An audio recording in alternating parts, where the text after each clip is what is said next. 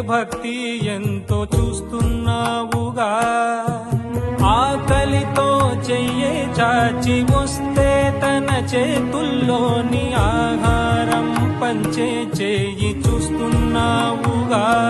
నిన్ను చూడ జనమంతా జగమంతా తిరుగుతారే, సులభంగా నిన్ను చేరే దారెవరు తెలుసుకోరే. అలంకారమసలు లేని అహంకారమన్నది లేని ఏ కళ్ళ కపటం కానరాని మనసుల్లో నువ్వే కలిసా నిన్నే